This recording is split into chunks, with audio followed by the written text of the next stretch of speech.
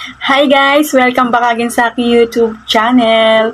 It's me, Isa Velasquez. And for today's vlog guys, may i-share ako sa inyo about sa aking pagpapapayat, pagbabawas ng timbang. So, bago tayo mag-start, intro, pasok!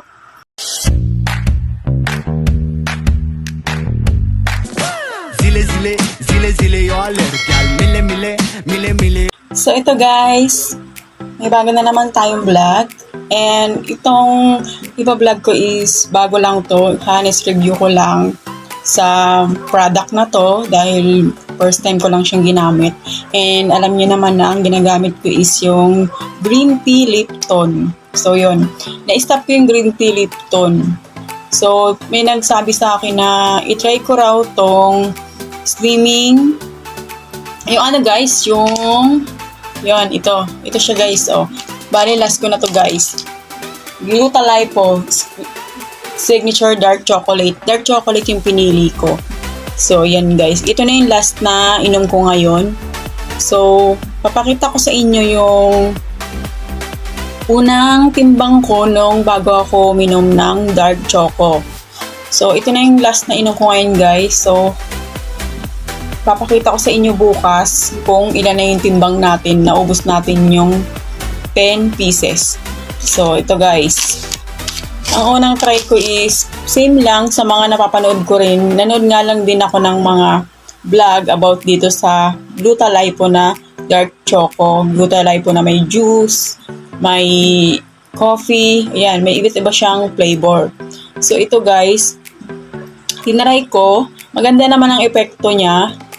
Pero parang, ano nga talaga, matagal umano yung timbang mo. Siguro mabawasan ka ng mga 2 kilo, ganun lang. Kasi yung timbang ko guys, nung bago ako mag dark choco is 56. 58 actually dapat. Kasi nung nagtimbang ako, 58, nagbawas ako ng rice. Di na ako makain ng rice sa gabi. Tapos, gusto kong mapabilis yung pagbawas ng timbang ko. So, yung 58 ko, naging 56 dahil nga na hindi na ako nag-rice sa gabi ng 2 weeks. 2 weeks siguro, tapos yun lang nabawas. Pero wala akong ginagamit, wala akong iniinom na pampapayat. So, ito guys, itong Glutalipo Dark Choco, uminom ako.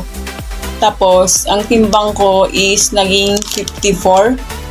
Yun, 56 tapos 54. Kasi nga, pag iniinom ko siya sa gabi guys, kinaumagahan, ano na yung tiyan mo. Kasi pag kinabukasan, pag inom ko ng warm water, 2 glasses of water, maya-maya hihilab na yung tiyan mo. Kasi nga dahil dito. Tapos ito siya guys, oh.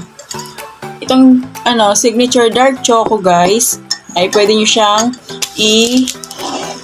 i-prepare ng hot and cold water.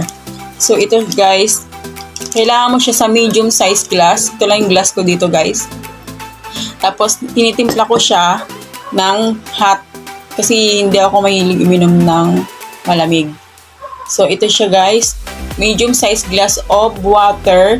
Tapos may chia seeds din siya guys. Ayun parang para siya may mga laman-laman. Yun, buto-buto.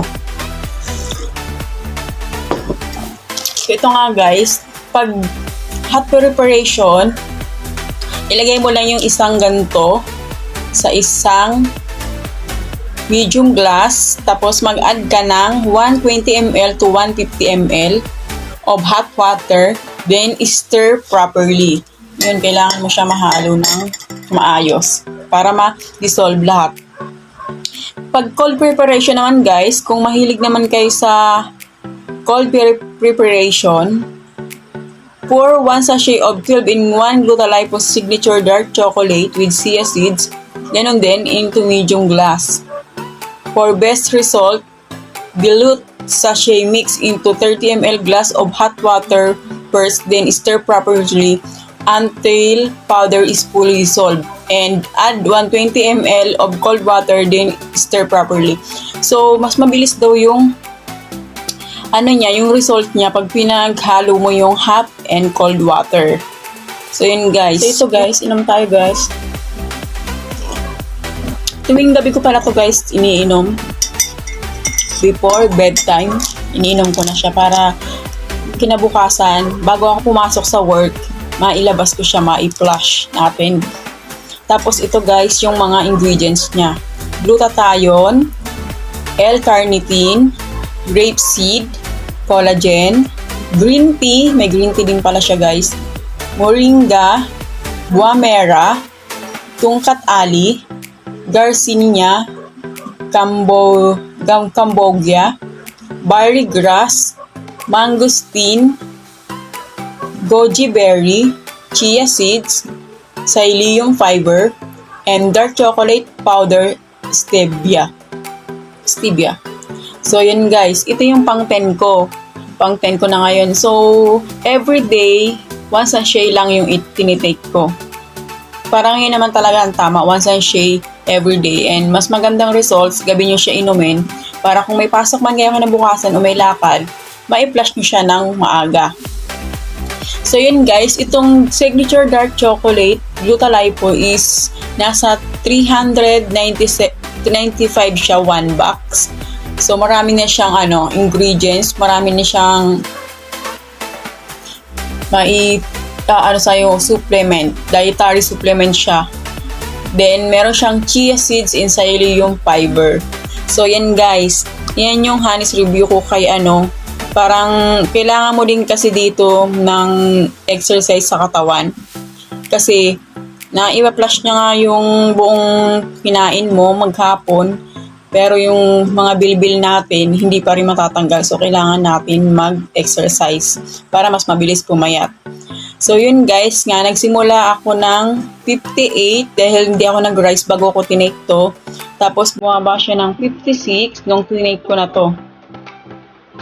58, 56 no rice. Tapos nung 56 to 55, 54 bumaba ako. Nung tinake ko yung Glutalipo na dark chocolate.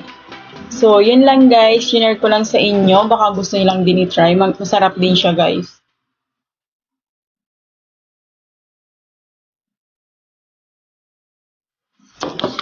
Tsaka guys to, kasi dati sobrang laki ng tiyan ko. Kahit yan guys, yan. Diba laki damit ko. Sa mga TikTok ko, may papakita ko sa inyo dyan. Ilalagay ko yun. Sobrang laki. Ngayon, tinan nyo guys. So, yan. Kasi malawag yung damit ko eh. Yan, medyo nabawasan yung tiyan. So, yan siya guys. So, ipupush pa natin na magpapayat. Ang gagawin ko naman is focus tayo sa workout. And baka ibalik ko na lang din yung boiled egg diet na ginawa ko dati last year 2019 na nag-improve yung katawan ko, and kasabay niya yung green tea Lipton. So yun lang yung guys about sa honest review ko sa Glutalipo dark chocolate. Yan guys, try nyo na lang din kung anong epekto sa inyo.